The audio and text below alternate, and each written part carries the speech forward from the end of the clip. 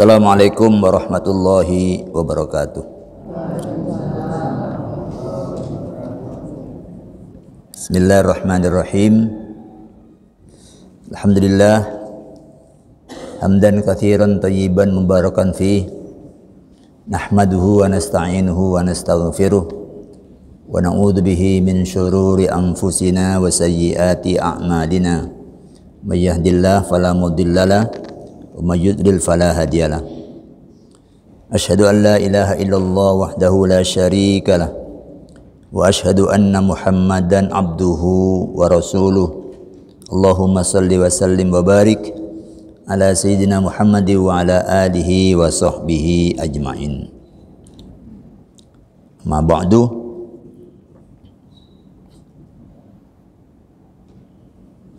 Subhanaka la ilma lana illa ma 'allamtana innaka antal alimul hakim.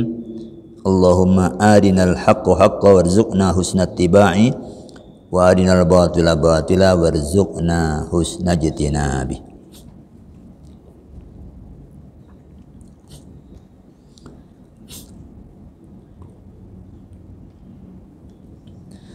Para jemaah sekalian rahimakumullah, pagi ini kajian kita masih lanjut tentang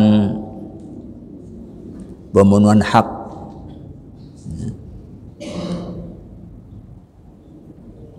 hak pasangan kita yang kedua, yang ini bertolak dari panduan yang sangat mendasar dalam Islam berkenaan dengan kita dalam menjalani kehidupan, yaitu a'ti kulladzi haqqin haqqahu, berikan olehmu kepada setiap pemilik hak haknya.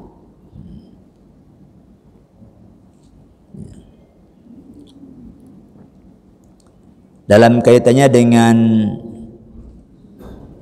kehidupan berpasangan laki-laki dan perempuan yang diikat dalam tali nikah sebagai suami istri, yang lalu sudah kita bahas apa yang mesti dilakukan oleh suami terhadap istrinya untuk memenuhi hak-hak istrinya. Bagi ini kita lanjut dengan membahas apa saja hak-hak suami yang wajib diberikan oleh istri.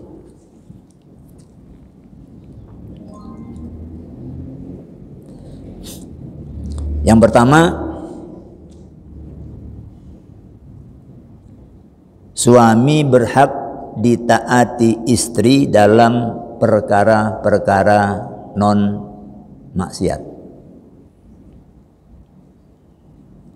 Suruhan suami untuk hal-hal yang tidak termasuk wasiat, tidak termasuk maksiatnya, istri wajib mentaati.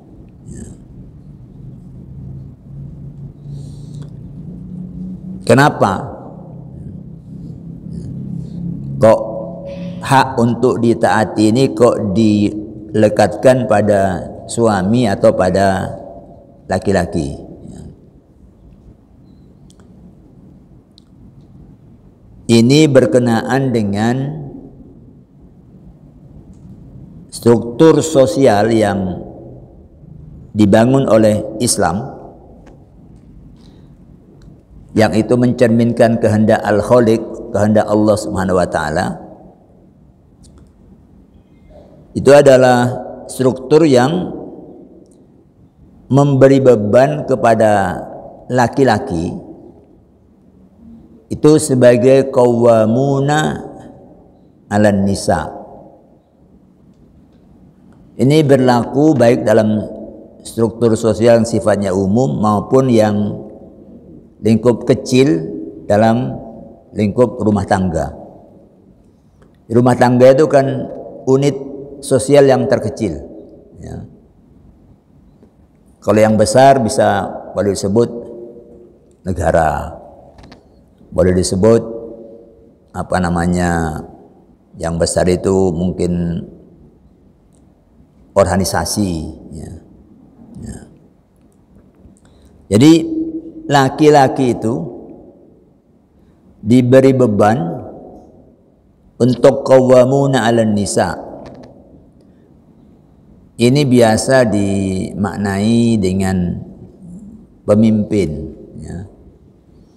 Tapi sesungguhnya qawwamuna 'alan nisa itu mencerminkan peran, ya. Yaitu al-mubalighuna fil qiyam 'alan nisa. Itu dia apa namanya? Mubalighun itu mananya memaksimalkan, memaksimalkan peran perempuan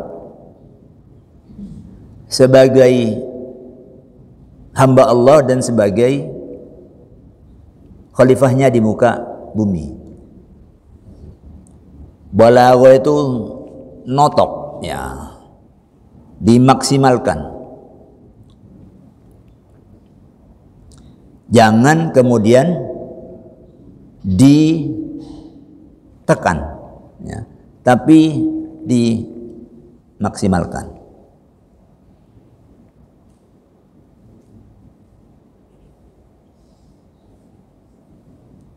Jadi ini berlaku bagi siapapun laki-laki.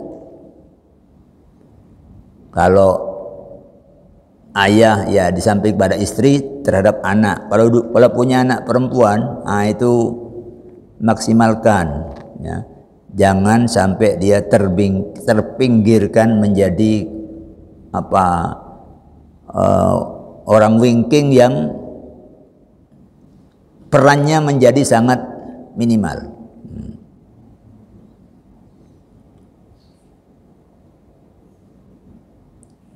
Nah, karena beratnya tanggung jawab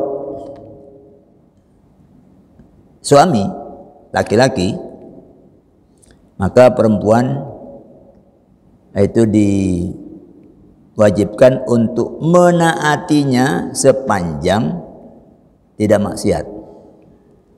Maknanya itu laki-laki itu diberi tanggung jawab untuk memaksimalkan peran perempuan sebagai hamba Allah. Jadi kalau di ruang publik itu anak perempuan, ya, disekolahkan, dimasukkan pesantren agar peran dia sebagai hamba Allah itu maksimal. Itu yang dimaksud dengan qawwamuna 'alan nisa, bukan dihambat, ya. Bukan anak perempuan hanya disuruh untuk urusan-urusan cuci, ngepel, itu mesti mubalighun mesti dimaksimalkan. Nah, karena perannya berat seperti itu, ini suami mesti memahami peran ini. Maka sampai-sampai Nabi itu menyatakan, lau kuntu amiron ahadan ayyasjuda ahadan akhar, ya, kata Nabi, seandainya saya boleh, ya, menyuruh untuk seseorang itu bersujud pada orang yang lain, ya, tentu, kata Nabi, aku akan suruh perempuan itu untuk sujud pada suaminya. Ini seandainya, gitu. Itu karena beban yang dipikul oleh si suami, ya. Dan ini nyambung dengan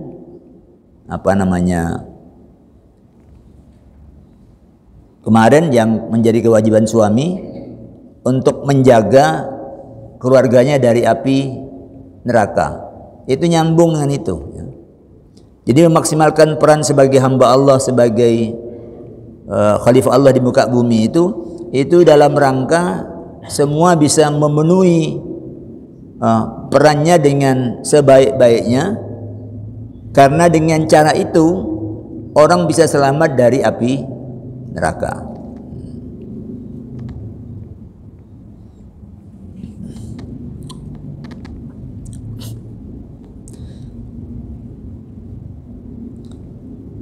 Ibnu Taimiyah berkata,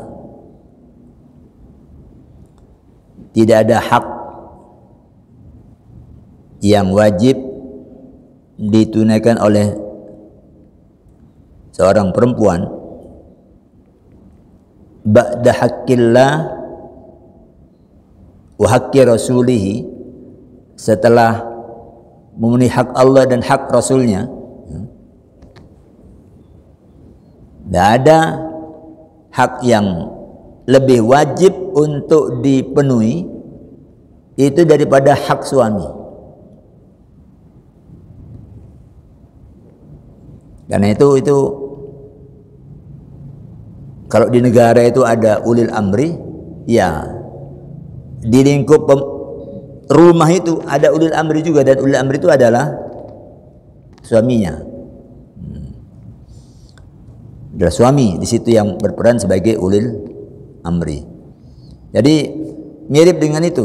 Kalau ulil amri yang kita kenal kan atiullaha, atiur rasulah, ulil amri minkum. Taati Allah, taati Rasul, dan ulil amri dari kalian. Ya. Itu kalau dibawa ke lingkup kecil, ke lingkup rumah, ulil amrinya itu adalah suami. Jadi kalau ada gak beresnya, suami tidak bisa lepas tangan, karena tugas kamu adalah jaga keluargamu dari api neraka.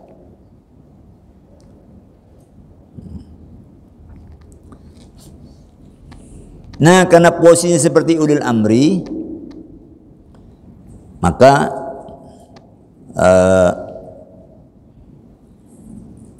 suami itu diberi oleh Allah hak untuk menjatuhkan sanksi.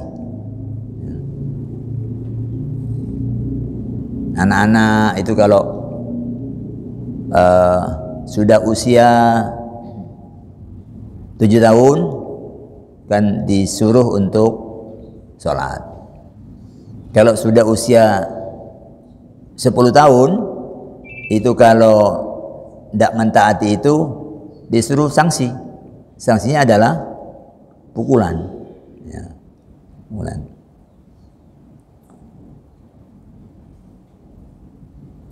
Sama juga terhadap istri.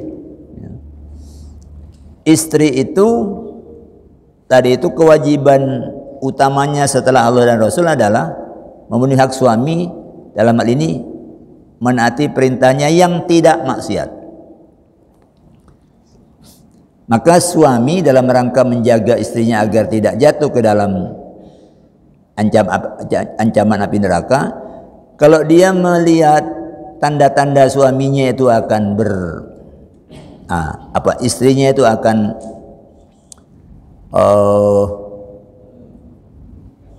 berkhianat atau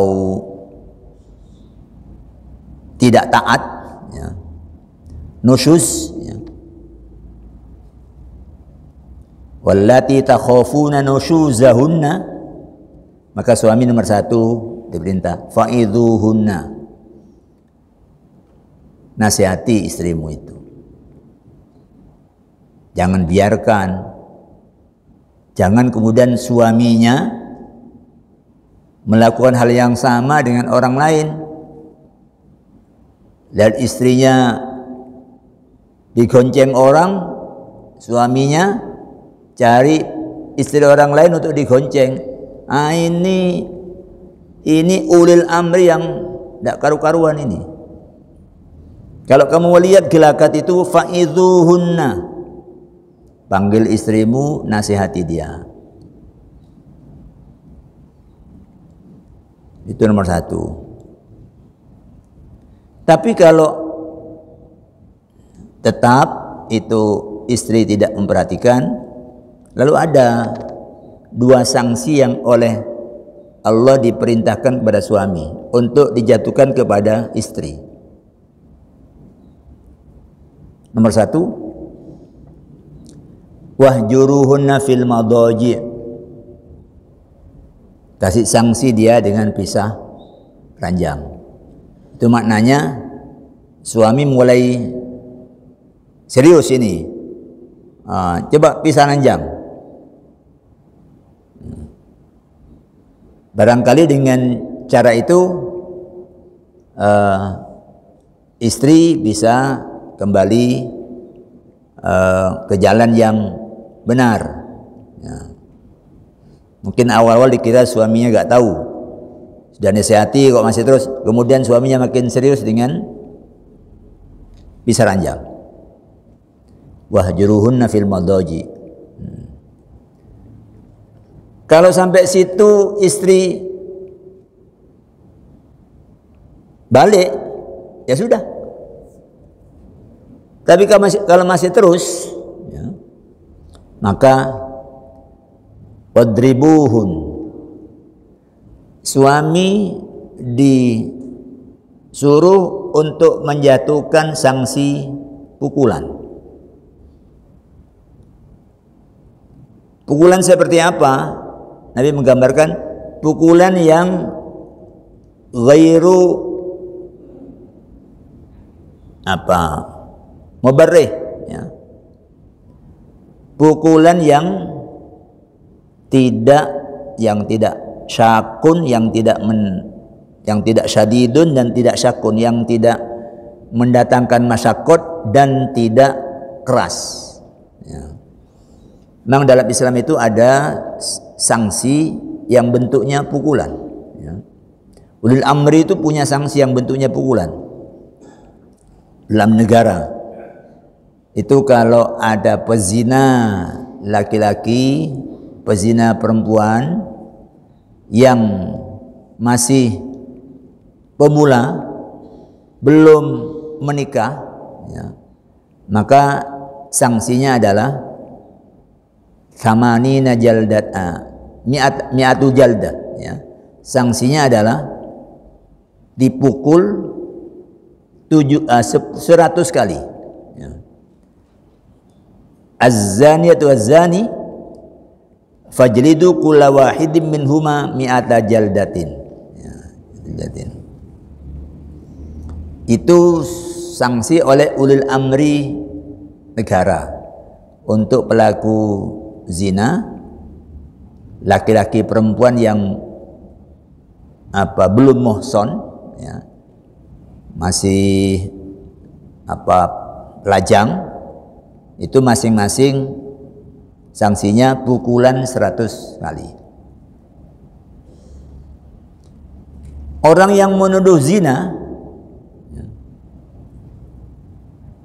perempuan yang sudah muhson, perempuan yang sudah menikah, kok kemudian dituduh berzina. Penuduh ini tidak punya saksi, 4 orang.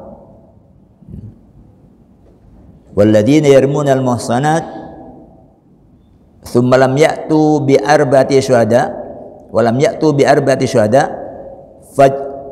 fajliduhum thamanina jaldatan. Maka beri sanksi dia pukulan itu 80 kali. Prakteknya kata Abu Hurairah itu ada yang sahabat yang mukul pakai sandal, ada yang mukul pakai tangan, pokoknya 80. Ada yang mukul pakai baju, pakai kain, mungkin pakai ini pukul 1, 2. Itu semua pukulan itu tidak ada yang diarahkan ke segi-segi yang membuat fatal, ya, wilayah-wilayah punggung. Nggak ada pukulan yang diarahkan ke muka sampai penjut. Itu pukulan-pukulan yang dimaksudkan agar yang bersangkutan sadar ini salah, dan itu pun dilakukan dengan disaksikan oleh sekelompok orang supaya yang lain tidak melakukan hal yang sama. Di sektor privat, di sektor rumah tangga ini ada juga bentuk sanksi ini. Itu kalau istri sudah dinasihati, sudah diberi sanksi pertama masih belum, maka sanksi yang kedua adalah pukulan yang tidak menyebabkan masyakot. Ya. Sama dengan pukulan untuk anak yang disuruh sholat gak mau itu loh. Ya, mau pakai penebah, mau pakai apa, pokoknya itu bentuknya. Jangan pakai dongkrak. Ya. Yeah.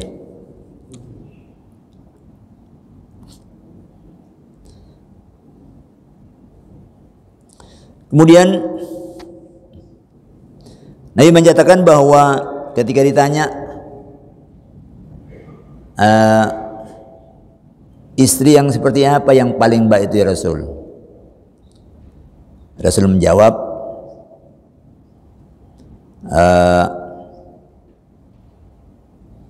yasurruhu idza nadhara. Yang nomor satu, istri yang paling baik itu kata Nabi membikin suaminya senang kalau suaminya memandang dia. Jadi pasangan tuh memang mesti menyesuaikan, tidak kemudian awakmu senang apa enggak, cariku. Sudah dibilang, kalau ke luar jangan pakai tas teriku, pakai yang ini loh, ngawe sumuk ini. Ya jangan gitu. Namanya pasangan kok. Pasangan tuh mesti mencari sesuatu yang bisa saling cocok. Kalau tidak cocok ya rusak. Baut sama mur nggak cocok, dipaksa ya rusak. Cari yang cocok. Kan ada istri yang sakar BDW itu. Tapi kalau dalam urusan berpasangan ini masing-masing ojo sakar BDW. Kan kadang istri itu, ada suami itu tidak senang baju tertentu karena wis bulak. Tapi istrinya senang, ada suaminya wis koyok kano liyane mah iki lho mah. Enggak wis iki ae. Nah iku kata Nabi itu gak apik ya. Kemudian buat tuti'uhu idza amaro, dan suami itu kalau disuruh suaminya dia taat. Kemudian yang ketiga dia tidak wala yukhalifu, dia tidak menyalahi suaminya ya, fi nafsiha wa maliha, berkenaan dengan dirinya dan dengan hartanya, bima yakrahu, dengan sesuatu yang suami tidak suka ya. Jadi kalau suami tidak suka ya sudah menahan diri, walaupun itu berkenaan dengan dirinya sendiri atau berkenaan dengan hartanya.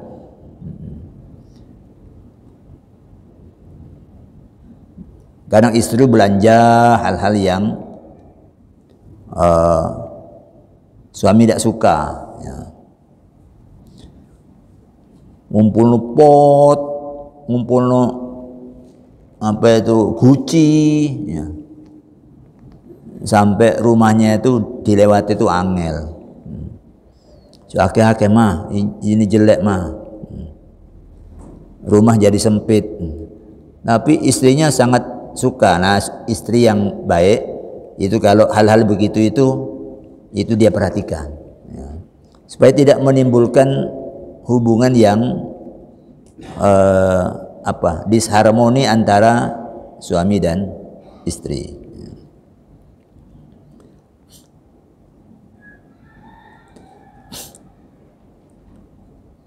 Namun demikian, taatnya istri pada suami itu sifatnya tidak mutlak.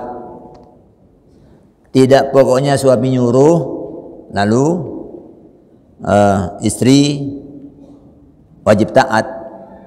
Nah, yang wajib ditaati adalah suruhan suami yang sejalan dengan tanggung jawab dia menjaga istrinya dari api neraka. Maknanya yang berlawanan dengan ajaran Allah nggak wajib ditaati. La ta'ata fi maksiatin, kata Nabi. Tidak ada taat dalam kemaksiatan. Innamat ta'atu fil ma'ruf. Sesungguhnya taat itu hanya berlaku untuk kebaikan. Ini sama berlaku juga untuk ulil amri.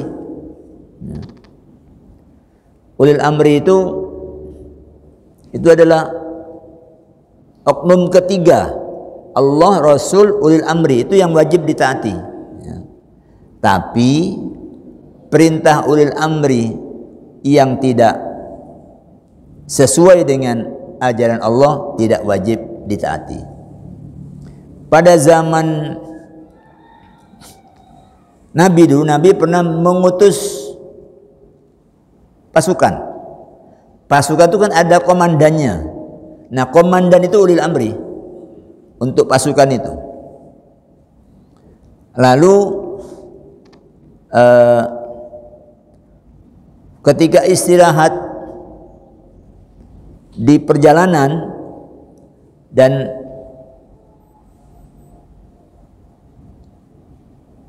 mereka menyalakan api, ya, api unggun, ya. Lalu komandannya itu bilang, ayo terjunlah kalian ke api ini, ya. Ada yang mau loncat untuk terjun, tapi yang lain bilang jangan. Ya. Ternyata komandan ini hanya ingin ngetes, ya, pemahaman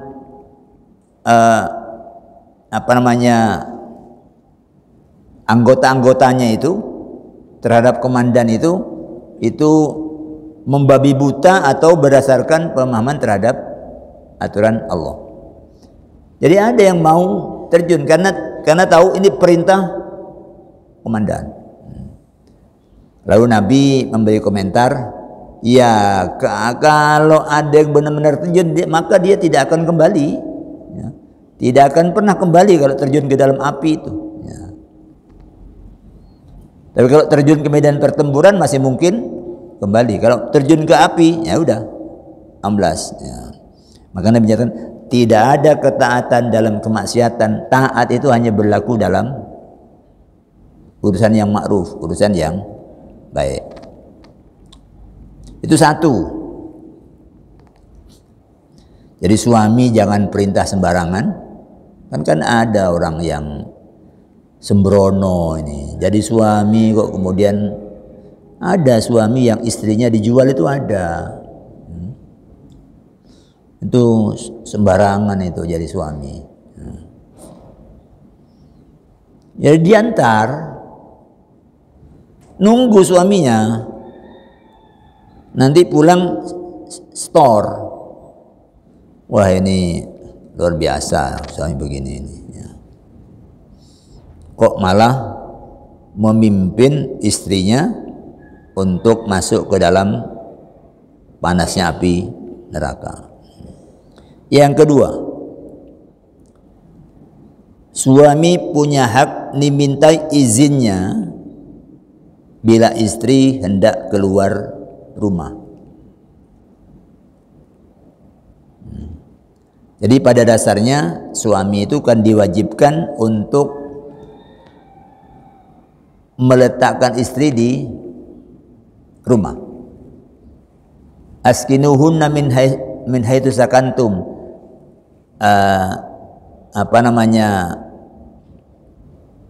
Sediakan tempat tinggal untuk istrimu di tempat kamu tinggal. Mibujitikum, sesuai dengan kemampuanmu. Itu suami punya kewajiban itu. Apakah itu rumah milik sendiri atau itu rumah kos, rumah sewa, itu urusan, atau rumah pinjaman. Pokoknya ada tempat tinggal yang tempat suami, ya istri di situ. Ya. Jangan kamu tinggal di Kebonsari, istrimu taruh di Medan. Nah, apa itu? Masuk SMS-an toh ay. Ya. Jadi letakkan di tempat kamu tinggal. Nah, istri itu diperintah oleh Allah untuk tinggal di rumah itu. Waqarna fi buyutikunna, tetaplah tinggal kamu di rumah-rumah kamu. Ya. Wala tabarrujna tabarrujal jahiliyah, dan kalian jangan bersikap berhias seperti sikap dan berhiasnya orang-orang jahiliyah al-ula yang dulu. Ya. Jangan seperti dulu. Ya. Sudah masuk ke zaman Islam, berubah. Jangan kelayapan naik, dandan, jalannya dibikin-bikin. Ya. Itu zaman jahiliyah dulu, jangan dilanjutkan. Tinggal di rumah dan jangan bersikap berhias kayak zaman jahiliyah dulu. Maka pada dasarnya istri kalau mau keluar rumah itu seizin suami. Ini jangan dibayangkan yang sulit, itu aturan dasarnya. Dalam kehidupan itu kita kemudian menemukan pola, ya, menemukan pola yang kita tahu dari kehidupan itu. Suami mengizinkan tanpa perlu izin tiap hari. Apa misalnya istri diizinkan untuk kerja, yaitu berarti maknanya kalau tinggalkan rumah untuk bekerja, maknanya sudah seizin suami. Istri diizinkan untuk kuliah lagi, ya maknanya kalau berangkat kuliah berarti istri sudah diizinkan oleh suami. Tapi tetap hak izin suami ini, ya, izin suami ini, dia tidak boleh seperti satpam. Ya. Pokoknya tidak boleh, nggak begitu. Ya. Makanya Nabi ingatkan, karena tugasmu itu memaksimalkan istrimu itu untuk hadir sebagai hamba Allah dan khalifahnya di bumi, maka izin itu harus selaras dengan tugasmu ini. Ya. Sehingga Nabi ingatkan para suami untuk tidak melarang istrinya ke masjid.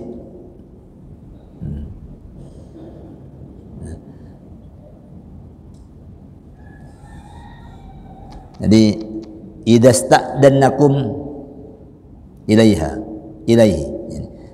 Kalau istrimu minta izin mau ke masjid, maka kamu jangan larang. Karena itu kaitannya dengan maksimalisasi peran dia sebagai hamba Allah. Nah, kalau sudah demikian maknanya, polanya sudah ketemu sehari-hari itu, ya. Tidak kemudian setiap mau pergi ke masjid, si nunggu bujuku durung teko, aku durung izin. Nggak harus begitu. Kalau sudah polanya sudah jalan, ya jalan seperti halnya biasa.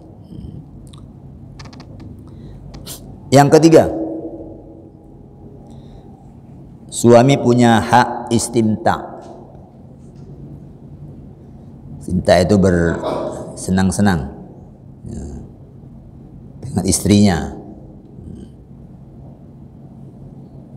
Artinya istri dihukumi melanggar hak suami bila ia menolak. Ya masing-masing penting untuk memegang kewajiban saya apa. Suami berpikir kewajiban saya apa pada istri, istri berpikir kewajiban saya terhadap suami apa. Nah kalau sudah seperti itu nanti kondisi itu jadi enak dalam semua urusan. RT berpikir kewajiban saya sebagai pengurus RT apa, warga berpikir kewajiban saya sebagai warga apa. Kalau sudah seperti ini, klop. Itu kata Imam Ghazali, itulah akhlak yang mulia. Akhlak dan mulia itu adalah takwa. At-taqwa husnul khuluq. Takwa itu adalah akhlak yang mulia, budi pekerti yang baik. Wa husnul khuluqi ityanul wajibat, dan akhlak yang baik itu adalah memenuhi kewajiban-kewajiban. Jadi siapapun yang dapat memenuhi kewajiban-kewajibannya itu pasti dinilai orang baik. Ngutang bayar. Kalau beli yang dibayar itu ya uang yang masih berlaku. Kalau yang dijual itu tidak ada tipu-tipu, itu penjual dan pembeli yang berakhlak. Ya. Sama saja dengan suami. Suami berakhlak kalau dia memperhatikan hak istrinya. Istri berakhlak kalau dia memperhatikan hak suaminya. Nabi menggambarkan bahwa malaikat melaknat sampai subuh kalau istri menolak tanpa udur syarat. Bahkan kata para ulama, dalam keadaan haid sekalipun itu suami punya hak istimta kecuali jima. Kecuali jima. Kalau sudah arahnya ke situ, istri wajib menolak karena itu dilarang oleh Allah. Tapi kalau masih lain-lainnya, oke. Begini nih hanya bisa terjadi kalau hubungan keduanya itu baik. Kalau tidak baik, masing-masing cari tempat tidur yang mandiri, terpisah satu dengan yang lain, walaupun beda kamar, tapi kayaknya itu seperti beda kampung. Yang ada adalah penolakan yang muncul dari dalam hati.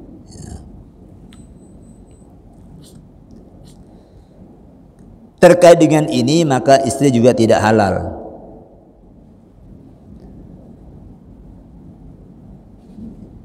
La yahillu limra'atin antasuma bi ghairi idni zaujiha. Tidak halal bagi seorang perempuan untuk berpuasa. Tentu maksudnya adalah puasa sunnah tanpa izin suaminya. Jika suaminya ada. Tapi kalau suaminya nggak ada, kemana? Lagi pergi haji. Nggak usah izin. Jadi ada itu maksudnya itu ready. Dia ada di rumah, tidak bepergian. Terus yang kedua, tidak ada halangan syar'i. Yang ketiga, tidak ada halangan udzur. Kalau pergi, ya tidak usah. Pak, kapan pulang? Minggu depan? Ya sudah, poso aja. Kalau engkau jam 8, aku tak poso ya. Ojo. umroh. Nah, itu ya. Bepergian. Yang kedua, di rumah tapi ada halangan syar'i. Apa misalnya? Rumahnya di Mekah. Suaminya sedang ihram. Nah, orang ihram kan nggak boleh. Istrinya enggak. Mana suaminya umroh, dia berihram. Nah, kemudian ihramnya sudah berdasar.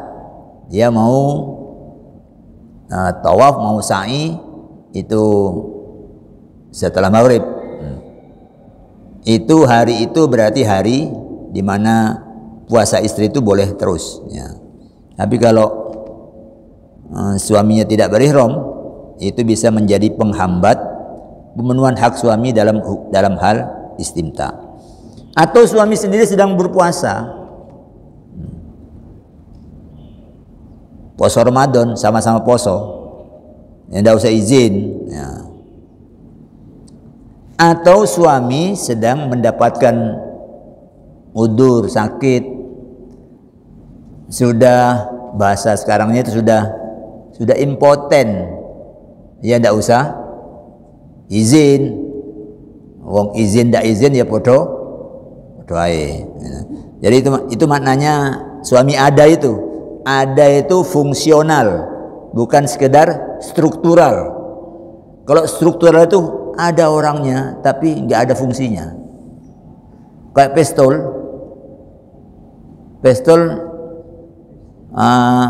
nggak ada pelurunya, giringannya sudah macet, yaitu ya pistol ada barangnya, nggak ada fungsinya. Ada mic begini ini nggak muni, mic-nya ada tapi fungsinya tidak ada. Nah, itu tadi itu ada secara struktural dan secara fungsional. Yang keempat, suami punya hak dimintai izin istri jika hendak mengizinkan orang yang tidak disukai suaminya datang ke rumahnya. Udah tahu ada orang yang suaminya tidak suka, itu apakah laki-laki apa perempuan? Ya. Itu kalau suaminya tidak suka, kok ada orang mau aku tak nang omahmu yo, izin, mas iku buah mau ke rumah boleh tak? Nah, izin ya, karena nanti itu apa namanya melanggar apa yang oleh Nabi nyatakan hak kalian atas mereka. Walakum alaihinna, ya. Mereka tidak boleh mengizinkan seorang pun yang tidak kalian sukai untuk menginjak permadani mereka. Ya. Ya, permadani kalian. Ya. Itu apa segi-segi yang penting oleh istri sebagai pasangan itu untuk memperhatikan hak suami terkait dengan perintah berikan olehmu kepada setiap pemilik haknya. Kalau ini bisa kita jaga agar semua hak itu bisa dipenuhi, maka insya Allah itu ukhrawinya itu kita tidak menemukan kesulitan dalam hisab. Karena yang dihisab itu sesungguhnya pelanggaran hak. Ya. Apa melanggar hak Allah? Apa melanggar hak manusia? Atau melanggar hak alam? Ya. Alam dirusak. Ya. Itu semua yang dia akan dihisab. Kalau semua terpenuhi, selesai. Tapi memang tidak ada di dunia ini orang yang sama sekali tidak salah. Karena itu taubat itu ada dua macam. Kalau menyangkut pelanggaran terhadap hak Allah, ya istighfar. Kalau menyangkut pelanggaran terhadap sesama manusia, ya selesaikan dengan yang nggak bisa istighfar tapi pencetai, utangnya gak dibayar. Mohon ampun ya Allah, aku ngemplang. Ke situ loh datang. Mohon maaf, saya belum bisa bayar. Yus gak popo, selesai kalau sudah digitukan itu tanpa istighfar. Oke, saya kira itu. Ada yang ingin dikemukakan, silakan kalau ada. Iya.